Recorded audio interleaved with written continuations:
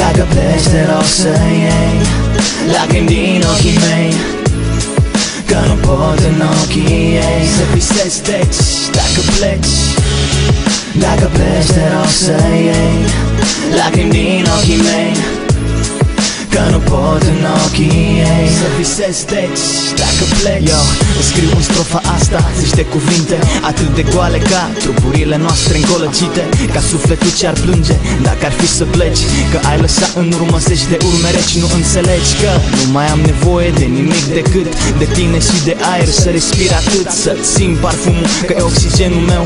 Știi că regret secunda în care nu pot să te am mereu. Sună ciudat să știi, așa ciudat ce simt. Orgoliu te-ar lăsa să pleci, dar din suflet eu te strig, tu să nu pleci, că lași în urmă zeci de urme reci și rup din noi, n-o să mai fim nici când întregi. Dacă pleci te rog să iei lacrimi din ochii mei, că nu pot în ochii ei să visez, deci dacă pleci, dacă pleci te rog să iei lacrimi din ochii mei, că nu pot în ochii ei să visez, deci dacă pleci. Diferiți ca două amprente, uniți de aceleași sentimente, doborâți de regrete. Și dacă pleci, seci zeci de mii de vise întregi cu tine. O să fie bine, cum? Dacă ar fi să se termine. E simplu, alegeri, decizii, clipe, zile. Cu fiecare minut se naște o amintire. Încrederea vine cu timpul, dar se pierde într-o secundă. Și corabia de vise se scufundă. Rămâi sau pleci, pleci sau te duci, rămâi sau stai, că-i liniște la piept când te strângi și când dormeai. Tu să nu pleci, că lași în urmă zeci de urme reci și rup din noi, n-o să mai fim nici când întregi.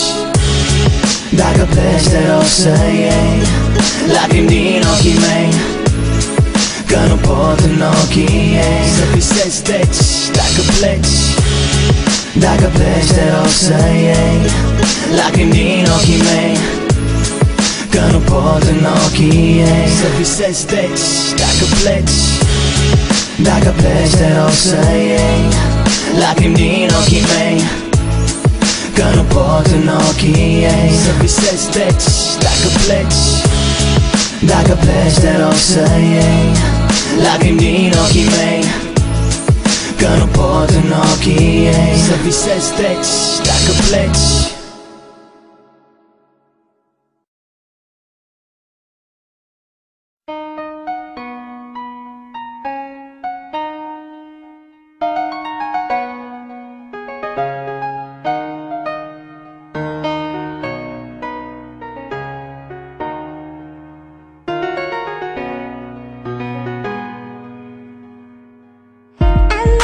Something in the wake of your smile, I get a notion from